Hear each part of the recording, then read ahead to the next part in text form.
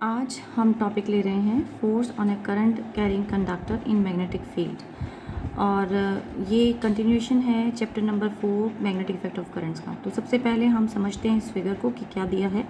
हमने कंसीडर किया है कंडक्टर जिसकी लेंथ L है, क्रॉस सेक्शन एरिया A है और इसे प्लेस कर दिया है हमने अलॉन्ग Y डायरेक्शन। करंट जो इस कंडक्टर में फ्लो कर रहा है वो I है और वो in the positive Y direction flow कर रहा है। इस करंट कैरिंग कंडक्टर को हम एक एक्सटर्नल मैग्नेटिक फील्ड में प्लेस कर रहे हैं और उस मैग्नेटिक फील्ड की डायरेक्शन है अबाउट पॉजिटिव Z एक्सिस। तो परपेंडिकुलर मैग्नेटिक फील्ड एक्ट हो रही है ऊपर की तरफ, करंट फ्लो कर रहा है in the right angle. We will try to find out कि इस पर जो फोर्स एक्सर्ट करेगी वो किस डायरेक्शन में होगी। सो अगेन मेरे पास फिर से वही फ्लेमिंग्स लेफ्ट हैंड रूल का मैं ये लास्ट टाइम पे यूज़ किया था, मैंने उसी को यूज़ कर रहे हैं। This is your force F, this is your magnetic field B and this is your current. तो FBI यानी मैग्नेटिक फील्ड हम निकालना चाहेंगे using the Fleming's left hand rule. तो यहाँ देखते हैं मैग्नेटिक फील्ड अगर ऊपर की तरफ है, करंट आपका इस डायरेक्शन में है, तो फोर्स कहाँ एक्ट करेगा? परपेंडिकुलर, यानी इन मैग्नेटिक फील्ड और करंट के परपेंडिकुलर फोर्स एक्ट करेगा, यानी इस डायरेक्शन में जो कि परपेंडिकुलर एक्सिस है X। Y और Z के परपेंडिकुलर जो एक्सिस था वो X एक्सिस था, तो X एक्सिस में हमने आउटवर्ड फोर्स एक्सर्ट करेगी, ये हमने बता दिया। अब यूजिंग मैग्नेटिक लॉरेंस फोर्स हमें पता है कि जो फोर्स का फॉर्मूला होता है वो होता है Q into V cross B. लेकिन Q यहाँ पर क्या है? इलेक्ट्रॉन है, और इलेक्ट्रॉन जिस डायरेक्शन में करंट ड्रिफ्ट करती है, करंट की डायरेक्शन के अपोजिट इलेक्ट्रॉन ड्रिफ्ट करते हैं और उसकी वेलोसिटी क्या होती है? Drift velocity. सो यहाँ हम ड्रिफ्ट वेलोसिटी यूज़ करेंगे, charge of the electron use करेंगे। Drift velocity is v d cross B. हमारे पास इक्वेशन आ गई, that is v d cross B. लेकिन सबसे पहले हम देखते हैं कि ये तो हुई एक चार्ज की वजह से फोर्स, लेकिन हमें तो n चार्जेस जो इस पूरे कंडक्टर में होंगे उन सब के लिए निकालना है। तो सबसे पहले देखते हैं टोटल नंबर ऑफ चार्ज कितना हुआ। Total number of free electrons जो अवेलेबल हैं वो कितने हैं? तो वो है n, कैपिटल N से हम उसे रिप्रेजेंट कर सकते हैं। That will be equal to number of electrons per unit volume into the entire volume. Volume हुआ area of cross section into the length, तो A इंटू L हमने यहाँ पे कर दिया है, that N is equal to N into AL। So now will find out the net force. Net force will be equal to FM, या magnetic field में रखा है तो इसको हम FM बोल देते हैं, या आप सिंपली F भी रख सकते हो। Then it is equal to the exerted force on each electron multiply by the number of electron। तो NaL, यानी इस N को हमने इससे मल्टीप्लाई करना था, EVD क्रॉस B। तो हमारे पास नेट मैग्नेटिक फील्ड आ गई। अब ये जो नेट मैग्नेटिक फील्ड है इसको हम कन्वर्ट करते हैं इन टर्म्स ऑफ करंट, क्योंकि यहाँ ड्रिफ्ट वेलोसिटी तो आ रही है लेकिन करंट नहीं आ रहा, और हमें पता है करंट का relationship with the drift velocity होता था NeAVD। So now we multiply both side with the length L and L, दोनों को हमने मल्टीप्लाई करना है both side. So you will get IL is equal to, here we know IL will now constitute a current element. जो हम current element पहले भी लेते थे कि करंट जो है डायरेक्शन रिप्रेजेंट करता है और लेंथ जो है वो एलिमेंट, मतलब उसकी जो DL लेंथ हम लेते थे वो लेंथ शो करता है, लेकिन उस DL एलिमेंट की डायरेक्शन कौन दिखाएगा? वो करंट दिखाएगा। तो एज सच ये कॉम्बिनेशन मिलकर एक वेक्टर क्वांटिटी बन गया, अदरवाइज नहीं था। तो अगर अब ये वेक्टर क्वांटिटी है तो, और अगर ये भी याद रखिए कि जो ड्रिफ्ट वेलोसिटी है वो opposite to the direction of current है, तो उसकी डायरेक्शन हमेशा करंट की डायरेक्शन के अपोजिट है। तो अगर आप VD को नेगेटिव सिंबल में यहाँ रिप्रेजेंट करते हो तो that should be equal to IL, तो वो ही IL के बराबर होगा, क्योंकि I is opposite to the direction of drift velocity. So यहाँ हम इसको वापस इस इक्वेशन में पुट करते हैं, क्योंकि ये आपकी ये वाली जो फोर्स की इक्वेशन थी NaLeVD, इसको हम IL से रिप्लेस कर देते हैं। अब यही मेन जो पॉइंट था वो यही था कि IL मैंने लिखा, साथ में क्रॉस भी लगाया है। वाई आई एम सेइंग ये क्रॉस वेक्टर प्रोडक्ट है, वेक्टर क्वांटिटी बन जाएगा IL। करंट अपने आप में वेक्टर क्वांटिटी नहीं था, लेकिन करंट L से मल्टीप्लाई होने के बाद वेक्टर बना। अब क्योंकि ये वेक्टर है तो मैं यहाँ क्रॉस प्रोडक्ट लगा सकती हूँ। अगर ये स्केलर होता तो ये क्रॉस प्रोडक्ट वैलिड नहीं था, लेकिन अब ये क्रॉस प्रोडक्ट यहाँ लग सकता है क्योंकि current element is a vector quantity. तो now you have got a new expression जिसको हम कहते हैं कि force acting on a conductor when placed in a external magnetic field. तो अब जो इसको स्केलर, ये तो वेक्टर फॉर्म आ गई, अगर आप इसको स्केलर फॉर्म में लिखना चाहें तो आप लिख सकते हैं BIL साइन ऑफ थीटा। और थीटा जो है वो एंगल किस किस के बीच में? लेंथ एलिमेंट और मैग्नेटिक फील्ड के बीच का एंगल है, उसको हम थीटा यहाँ पे ले रहे हैं। तो ये मैग्नीट्यूड फॉर्म हो गई और ये आपके पास वेक्टर नोटेशन हो गई। अब स्पेशल केसेस भी देख लेते हैं हम इसके।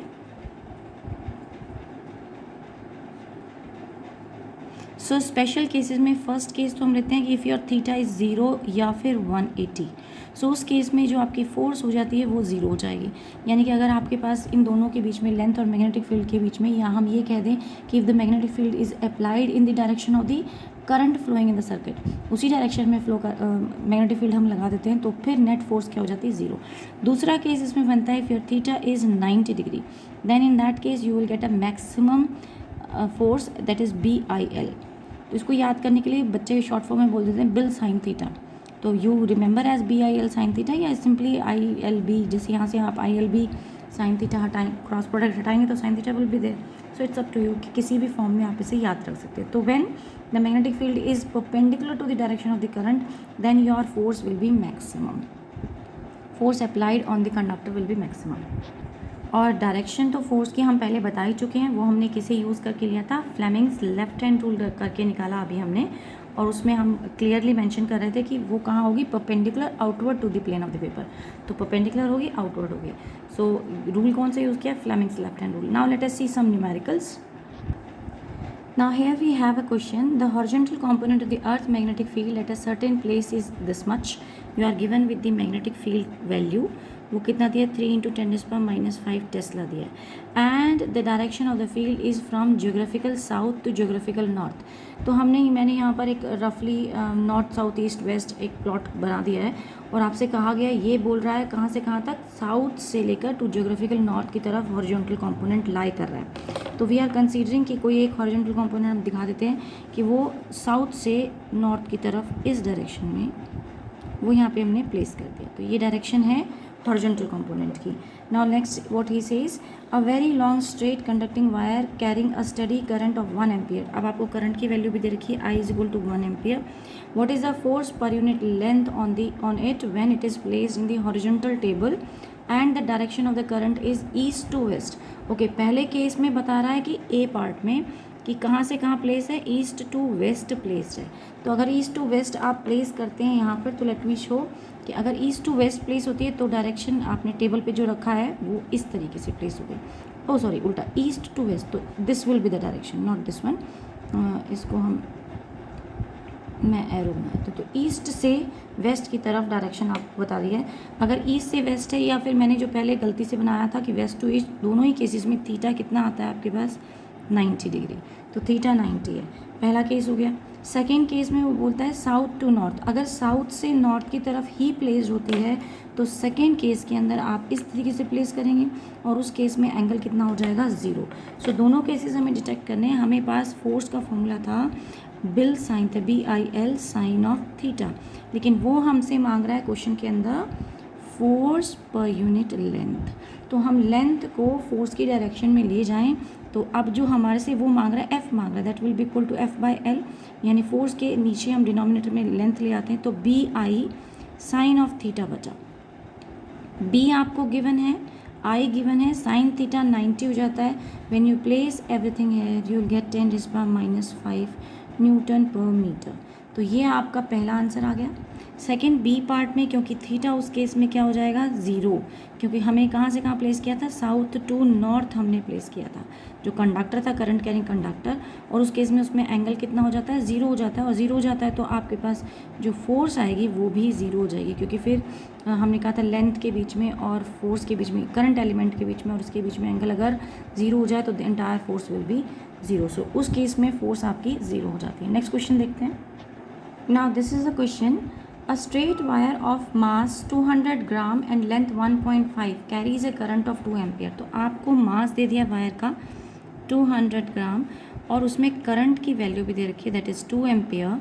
It is suspended in the mid air by uniform horizontal magnetic field B, और ये कहीं मिड एयर में हैंग कर रही है। What is the magnitude of the magnetic field, और आपको बताना है कि मैग्नीट्यूड क्या होगा मैग्नेटिक फील्ड का।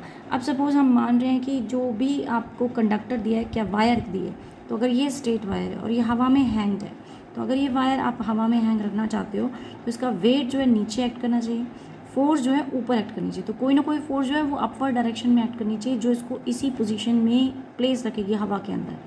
अगर फोर्स अपवर्ड है, करंट कैरिंग कंडक्टर था, तो कहीं ना कहीं मैग्नेटिक फील्ड एक्ट करेगी अब अगर हम फिर से फ्लेमिंग्स लेफ्ट हैंड रूल लगाएं, तो ये मैंने फिर से फ्लेमिंग्स लेफ्ट हैंड रूल लगाया है। तो करंट की direction if I am considering या तो इस तरफ है या उस तरफ है, लेकिन फोर्स ऊपर एक्ट करनी चाहिए। अगर करंट की डायरेक्शन मेरी इस डायरेक्शन में लेती हूँ, यानी अपोजिट डायरेक्शन में लेते हैं, तो फिर फोर्स आपका नीचे एक्ट करेगा। लेकिन अभी हमने क्या माना है, मैग्नेटिक फील्ड जो है हमारी किस तरफ आ रही है, हॉरिजॉन्टल प्लेन में आ रही है, टुवार्ड्स द नॉर्थ। तो यहाँ पर अगर मैं सिंपल प्लॉट करते हैं, ये डिपेंड करेगा आप इसको कैसे शो करते हो। तो जैसे मैंने ईस्ट ये शो कर दिया, वेस्ट ये शो कर दिया, नॉर्थ डायरेक्शन है और ये आपकी साउथ डायरेक्शन है, और आप इसमें कंडक्टर को यहाँ पर प्लेस कर रहे थे, हवा में प्लेस कर रहे थे। तो उस सिचुएशन में जब आपने इसको मैग्नेटिक फील्ड को रखा, तो mg को बैलेंस कर दिया अपवर्ड फोर्स ने। तो आपकी फोर्स लगी ऊपर की तरफ परपेंडिकुलर, तो F ऊपर की तरफ आ गई। तो मैग्नेटिक फील्ड कहाँ होनी चाहिए, हॉरिजॉन्टल प्लेन में होनी चाहिए, और वो टुवार्ड्स द नॉर्थ साइड होनी चाहिए। कई बार इसी फिगर को बुक में इस तरह से दिखा देते हैं कि वो कहते हैं कि mg नीचे, ये कंडक्टर है, mg नीचे एक्ट कर रहा है, फोर्स ऊपर एक्ट कर रहा है, क्योंकि 2D में आप कैसे दिखाओगे, तो फोर्स को और mg को हम प्लेन पे दिखा दिया। अब मैग्नेटिक फील्ड इस केस में क्या होनी चाहिए, अंदर की तरफ, तो फिर मैग्नेटिक फील्ड को ऐसे क्रॉसेस बनाकर दिखा दिया जाता है।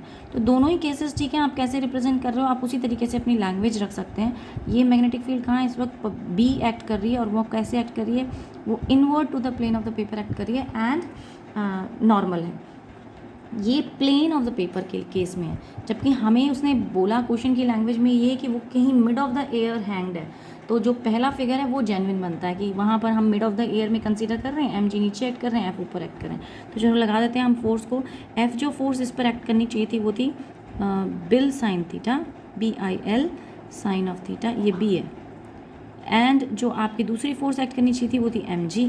दोनों को इक्वेट करते हैं तो BIL sine of theta should be equal to mg। अब क्लियर है कि जो थीटा लेंथ के साथ, जो फोर्स लेंथ इधर है, करंट इधर फ्लो कर रहा है, या तो उसके साथ जो करंट उधर फ्लो कर रहा है, तो उसके साथ जो फोर्स का एंगल बनेगा वो कितना होगा, 90 डिग्री। तो 90 डिग्री हमने यहाँ पे ले लिया थीटा को, थीटा इज़ योर 90, और अगर हम प्लेस करते हैं तो ये आ जाता है मैग्नेटिक फील्ड हमें निकालनी है, तो mg/IL, क्योंकि साइन 90 इज योर 1। तो when you place all the values जो भी आपको गिवन है, तो आपका आंसर आ जाएगा 0.65 टेस्ला। मैं डायरेक्टली आंसर लिख रही हूँ, आप कैलकुलेट कर सकते हो। ग्राम को आपको चेंज करना पड़ेगा, 0.2 kg हो जाएगा ये। देन आप वर्कआउट कर सकते हैं इसके लिए कि कैसे हमारा आगे कैलकुलेशंस होंगी। तो दिस शुड बी क्लियर। ये बी मैंने लिखा था, मैग्नेटिक फील्ड लिखा था। नेक्स्ट क्वेश्चन देखते हैं। अच्छा ओके, यहाँ मैं करंट की डायरेक्शन दिखा देती हूँ। This direction is the current direction. तो अब आप अपना Fleming's left hand rule apply करके देख सकते हो। मैंने तो इस चीज़ को इससे यूज़ करके किया है। तो मैंने क्या माना था, मैग्नेटिक फील्ड, अब जैसे कि यहाँ पे देखिए मैग्नेटिक फील्ड कहाँ है, अंदर की तरफ है, नीचे की तरफ, और फोर्स मेरी उस तरह डायरेक्शन में एक्ट कर रही है, यानी कि अपवर्ड एक्ट कर रही है। तो करंट कहाँ होना चाहिए, करंट इस तरफ होना चाहिए। तो करंट का कॉम्पोनेंट दिखाने के लिए मैंने ये यूज़ किया है। और ये फिर भी किसी ने अगर पहले नहीं दिखाया है तो ये पिछली फिगर्स में मैंने यूज़ किया था। ये मैंने FBI यानी कि फ्लेमिंग लेफ्ट हैंड रूल का सब्स्टिट्यूट बना लिया है टू शो, जस्ट एक कह सकते हैं आप जुगाड़।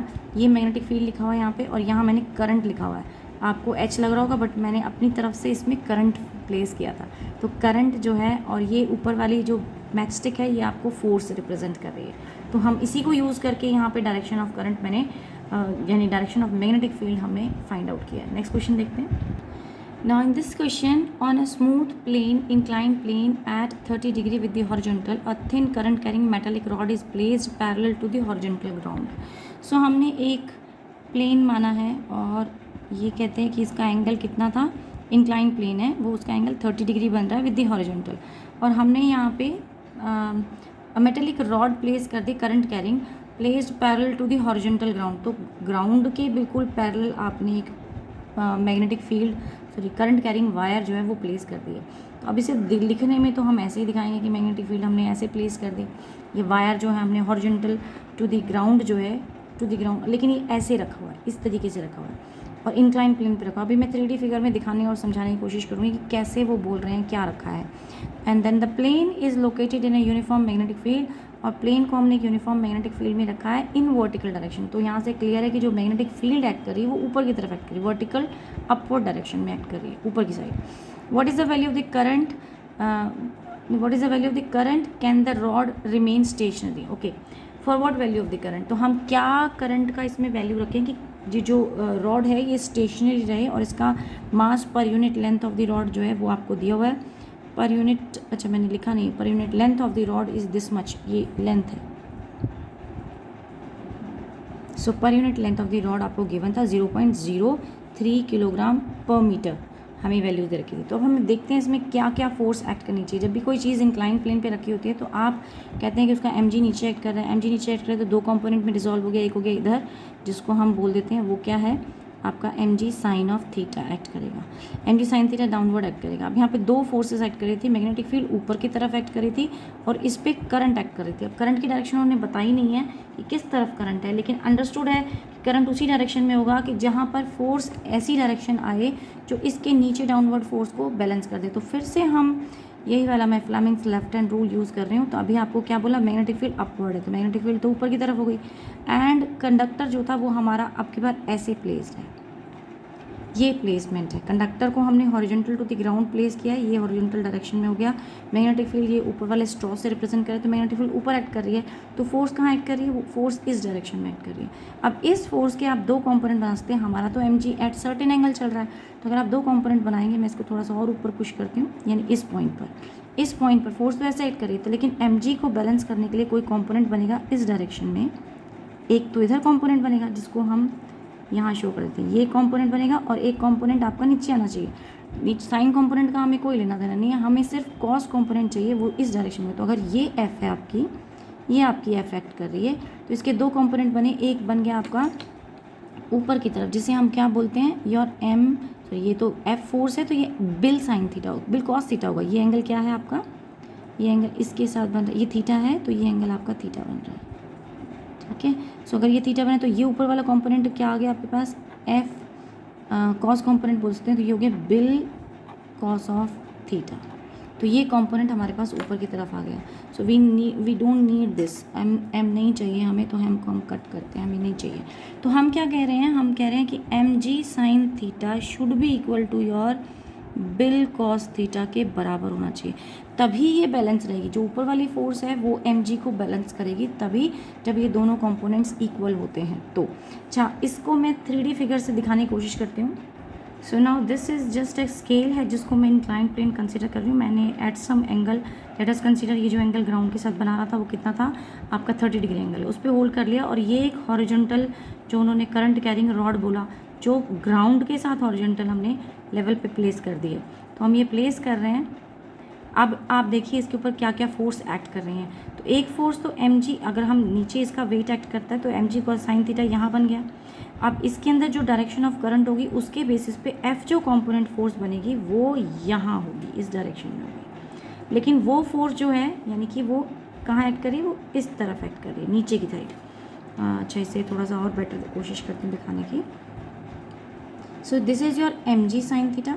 और जो फोर्स आपकी एक्ट करती है, मैं फिर से वही फ्लेमिंग्स लेफ्ट हैंड रूल वाला जो हमने ले रहे थे, तो magnetic field is vertically upward and then your current is in that direction, तो current is in that direction. So ये हो गया मैग्नेटिक फील्ड जो आपको स्ट्रॉ की अपवर्ड डायरेक्शन दिखा रहा है, ये वाले मैग्नेटिक फील्ड, एंड करंट उस तरफ फ्लो कर रहा है। तो आप देखिए आपका जो पेन, इसका जो मैच स्टिक है वो कहाँ है, वो प्लेन पर नहीं आ रही है, वो उससे नीचे की तरफ जा रही है। तो अगर नीचे जा रही है तो उसके कंपोनेंट बनाएंगे हम, और कंपोनेंट बनाएंगे तो एक कंपोनेंट इस डायरेक्शन में आएगा और एक कंपोनेंट नीचे वाले डायरेक्शन में जाएगा। तो जो ऊपर वाला कंपोनेंट है कॉस कंपोनेंट, वो नीचे आपके mg साइन थीटा को बैलेंस कर रहा है। तो ये क्या होता है, इसको विजुलाइज करना ही कई बार मुश्किल होता है। आई डोंट नो मैं कितनी सक्सेसफुल हुई हूँ आपको ये दिखा के। चलिए देखते हैं अब आगे हम इसको कैलकुलेशन कैसे करें। कैलकुलेशन का तो पार्ट बहुत ही ईजी है। Now you have everything, theta आपके पास है, आप इसको sine theta by cos theta लिख सकते हैं। तो मैं करंट हमें निकालने के लिए बोला गया था, तो करंट हम कैसे निकालेंगे, mg tangent of theta by b। Now just you need to place all the values. m आपको गिवन है, मास गिवन है, पर यूनिट लेंथ दिया हुआ था। चाहिए भी ध्यान रखिए यहाँ आपको टोटल मास निकालना है, तो total length of the rod से आप मल्टीप्लाई कर दें। तो अगर कहीं है तो ठीक है, नहीं तो ज़रूरत नहीं है। जैसे यहाँ पे मास दे रखा है और यहाँ लेंथ है, तो L अपने आप ही, क्योंकि लेंथ उन्होंने अलग से नहीं दिया, तो दिस M इज़ नॉट, मैं इसको लिखती हूँ। तो M जो है यहाँ पर कैपिटल M से रिप्रेजेंट कर देते हैं उसको, that is equal to M into L, mass into length. हम टोटल, क्योंकि उसने जो दिया है वो मास पर यूनिट लेंथ दिया है, तो हम क्या करते हैं उसको टोटल मास निकालने के लिए मास को हम लेंथ से मल्टीप्लाई, तो आप मास को यहाँ लेंथ को इधर ले आइए। तो this equation will now become I is equal to capital M g tangent of theta by b। तो ये इक्वेशन आ गया। अब हमारा ये मैंने यहाँ पर लेंथ जो था यहाँ आना चाहिए था m/l, तो m/l को कैपिटल M मान लिया, सॉरी m/l कहते हैं इसको, मास पर यूनिट लेंथ दिया हुआ है हमें, mass per unit length of the rod is this much, यानी कि जो वैल्यू आपको गिवन है वो यही कैपिटल M गिवन है। तो वो आप यहाँ पे प्लेस करेंगे, सॉल्व करेंगे, आंसर आ जाएगा 11.32। I am just writing the answer directly, आप कैलकुलेशंस चेक कर सकते हैं। लास्ट क्वेश्चन देखते हैं।